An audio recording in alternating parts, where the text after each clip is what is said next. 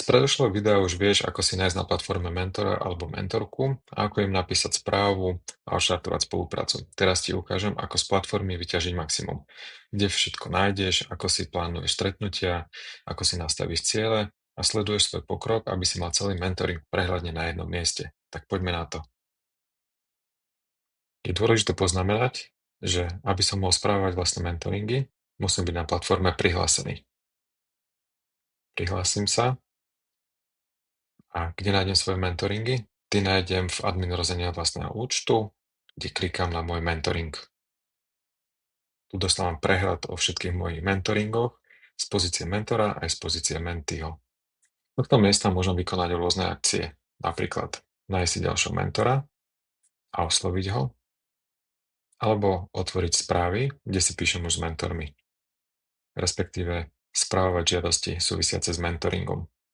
V mojom prípade ja som už mentora oslovil na spoluprácu, tak si idem prejsť správy. Vidím posledné správy, rozkliknem si a tu sa dostávam do manažmentu mentoringu priamo s týmto mentorom. Ako vidím, v strednej obrazovke vidím moju správu, ktorú som mu odoslal. Práve som dostal správu od mentora, čo sa mi zobrazilo v tomto paneli, a taktiež aj v postaranom paneli, kde vidím četovacie vlákno. Mentor prijal moje pozvanie a súhlasí s tým, že sa so mnou pustí do mentoringu. A teda v tomto kroku ja by som si s ním veľmi rád naplánoval naše prvé stretnutie. To urobím tak, že kliknem v záložke stretnutia, naplánovať prvé stretnutie, vyberiem dátum stretnutia, mentor mi povedal, že budúca streda, niekedy medzi 18. a 21. Vyberám čas 18:00, trvanie 1 hodinu, typ stretnutia online, sme sa dohodli na Google Meete, pozvánka voliteľná a vytváram stretnutie. O tom, či naše stretnutie bolo vytvorené, ma informuje táto správa. Týmto spôsobom si môžeme plánovať všetky ďalšie stretnutia, ktoré budeme mať s mentorom. V tomto momente sme si naplánovali naše prvé stretnutie a keďže nám mentor povedal, že bude veľmi rád s nami viesť tento mentoring, tak môžeme označiť a potvrdiť začiatok mentoringu. Toto potvrdenie je pre nás dôležité, pretože vieme o tom, že mentoringy prebiehajú a že to, čo robíme, dáva zmysel. Takže poprosím vás, potvrdzujte nám tieto mentoringy, po prípade aj keď už ukončíte mentoringy, tak nám aj ukončíte, aby sme mali prehľad o tom, čo sa začalo, ale aj to, že sa mentoringy skončili. Teraz prejdeme na moju obľúbenú funkciu a to je definovanie cieľov. Na začiatku si zadefinuješ, čo chceš z mentoringu dosiahnuť. Teda, aká zmena má nastať vo firme, aký je ten cieľ, a potom, aká zmena má nastať v tebe, aby si dosiahol tento firmný cieľ. A s týmto nastavením ti môžu pomôcť aj náš AI coach David Rolf. A s ním sa porozprávaš o tom, čo riešiš a on ti navrhne ciele, ktoré môžeš uviesť do tejto časti. Druhý spôsob je, že tento cieľ si prevezmeš zo svojej prihlášky. Vo svojej prihláške si tiež zadefinoval, že ciele, ktoré chceš dosiahnuť, alebo neskôr si ich aj definoval v svojom profile.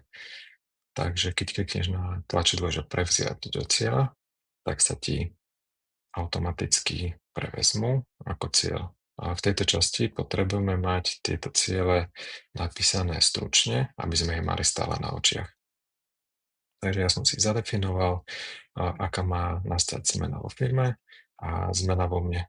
Týmto ich budem mať stále na očiach. A prečo je to také dôležité, si zadefinovať ciele? Pretože po 3 mesiacoch sa ako stane, že zabudneš, prečo ste vôbec začali, čo ste mali riešiť, a keď máš ciele napísané tu v tejto časti a vidíš ich na každom stretnutí, oveľa ľahšie sa k nim vrátiš a môžeš na nich pracovať. Teraz prejdeme na ďalšiu funkciu, ktorou je progres, čo je miesto pre reflexiu a learnings. V každom stretnutí si sem zapíš, čo ste preberali, na čom ste sa dohodli a čo plánujete na ďalší raz. Je to ako denník vášho mentoringu. Pomôže ti to aj na ďalšom stretnutí a namiesto premýšľania, kde sme to meno prestali, alebo sa pýtania, že čo bolo posledná téma, otvoríš len poznámky a okamžite naviažeš. keď mentoring skončíš, máš kompletný prehľad o všetkom, čo ste riešili. Ja už mám za sebou 2 stretnutia so svojím mentorom, tak som si vyplnil svoju reflexiu. Je to aj ukážka, ako vy môžete k tomu pristupovať. Môj kľúč je k tomu, že najnovšiu reflexiu si zapisujem vždy na vrch s dátumom a píšem si, o čom sme sa bavili na stretnutí a čo je témou ďalšieho stretnutia. Po každom zápise si svoju reflexiu ukladám, aby som sa k nej mohol kedykoľvek dostať. Taktiež na druhej strane to môže robiť aj mentor. Ďalším indikátorom, pomocou ktorého sa môžeme riadiť, do akej miery sa nám zatiaľ darí naplňať svoje cieľe mentoringu, je tento slider. Keď už máte ciele splnené a mentoring prirodzene dozrieva do konca, je fajn to aj formálne uzavrieť na platforme. Rovnako ako ste ho začali, teraz ho spoločne ukončíte. Pre nás je to dôležité. Vieme tak, že tento mentoring prebehol úspešne a môžeme ďalej vyhodnocovať program. Ešte jedna dôležitá vec, kým skončíme. Podmienkou účasti v programe je členstvo v RIFE. Jeho súčasťou je príspevok 1% z hrubej mzdy, vďaka tomu môže program fungovať a pomáhať ďalším ľuďom. A ak ti mentoring dal hodnotu, čo veríme, že dá, uvítame aj dobrovoľný príspevok po jeho skončení. Nie je povinný, ale ak sa rozhodneš prispieť, je to priamo na ďalší rozvoj programu. A to je všetko, čo potrebuješ vedieť, aby si mal mentoring plne pod kontrolou. Komunikácia, plánovanie, ciele, reflexia, začiatok aj koniec, všetko na jednom mieste. Ak ti niečo nebolo jasné alebo narazíš na otázku, napíš nám.